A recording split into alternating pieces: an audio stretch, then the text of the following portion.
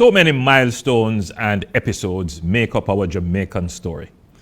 However, we can agree that the proclamation of emancipation in 1834, after over 300 years of both Spanish and British enslavement, is pivotal to understanding our current situation and future trajectory. We commemorate Emancipation Day not only as a celebration of the culmination of the struggles of over 10 generations of our ancestors to gain freedom, but we also recount it as the starting point of a free people now taking up a new struggle to forge themselves into a sovereign nation. After full freedom in 1838, our former enslaved family members had certain rights granted to them by the colonial government. We did not have a government of our own making, reflection, or choosing. We were subjects of the colonial power, but still treated as lesser people in many respects. For 128 years, between emancipation in 1834 and independence in 1962, though we lived as free people, it was a monumental struggle to use our freedom to create a better way of life, to forge a new society and eventually a nation. Changing from a slave society and economy to a free society and market economy came under provisions that considered the interest of the proprietors ahead of the welfare of freed people. While planters got compensated for losing their free labor, the former enslaved received no compensation for centuries of forced labor. While there were attempts at providing education, the planter class kept wages low, taxes high, and made land access challenging to support work on the plantation. This led to a pivotal event in our history, the Morant Bay Rebellion, which occurred in 1865. 31 years after emancipation. Paul Bogle and George William Gordon provided leadership and voice to the frustration and agitation of the masses. Their protest was brutally repressed. Bogle and Gordon were tried under martial law and summarily hanged. Over 400 Jamaicans were killed, and hundreds more were imprisoned and lashed. The brutality of the repressive response of the governor at the time drew the attention of the British colonial government, and a commission of inquiry was held into Jamaica's prevailing social and economic conditions. As a result, the colonial government took a more significant and direct interest in governance and requirements of life for the people of Jamaica.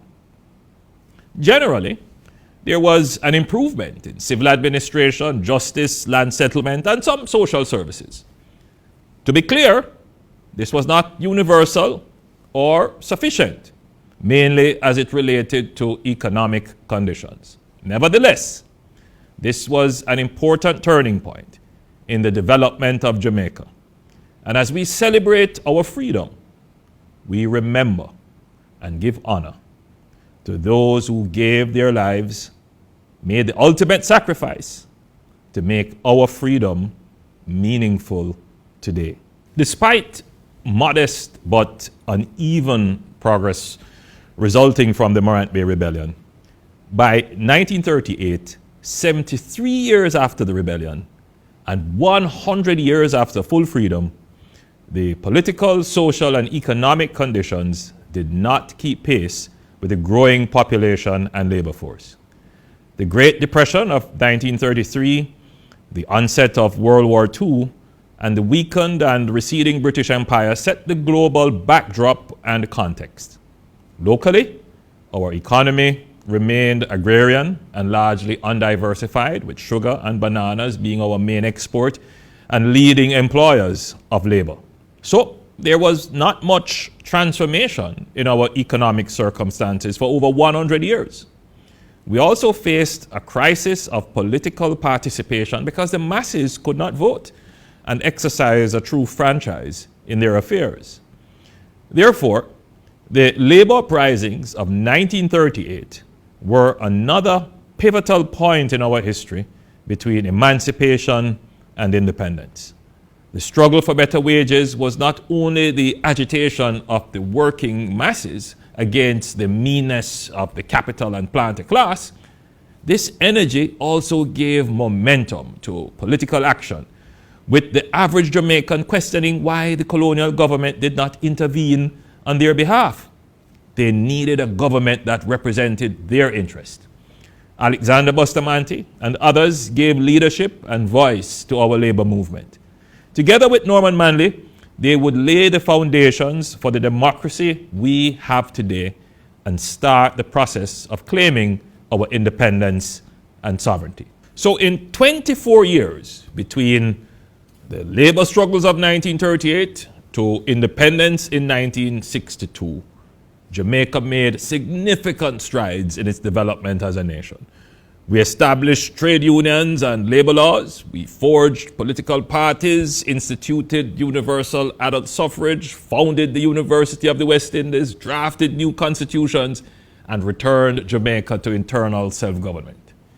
On the economic front, we saw greater diversification with bauxite and tourism and more significant infrastructure development. As we celebrate emancipation in our 60th year of independence, we must reflect on what we used our freedom to achieve.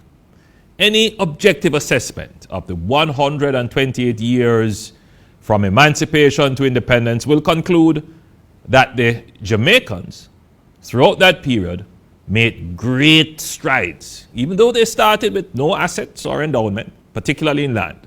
They had no savings or wealth to pass down to generations. Education was primary and illiteracy was high. Violence, a means of control during slavery, became part of our socialization through generations. The economy simply could not absorb the labor force and pay meaningful wages. Despite these disadvantages, however, Jamaica is among the oldest and continuous liberal democracies in the world and is the first black democratic nation. We have a free press, a highly participatory civil society. We have a strong government and civil bureaucracy. We are ranked highly on many development indices and continue to be a respected voice in international affairs and a sought-after brand. As you listen to this message against the backdrop of current social and economic crises, I want you to situate yourself in the generations of Jamaicans who struggled with the troubles and challenges of their time. Remember how they persevered, kept the faith, and eventually overcame to leave us a legacy on which to build. We must honor their sacrifice by making our own sacrifice for generations to come. Your efforts in educating your children, saving, acquiring property, building your business, abiding by the law, and even the difficult and trying times we are experiencing will mean that the next generation, your children and grandchildren, will be better off. We will progress as a nation when each generation sees themselves as part of the continuum of the struggle for a better Jamaica. On this Emancipation Day, thank your parents and grandparents for their sacrifices. And think about how you can leave a greater legacy for your children. God bless you, and God bless Jamaica.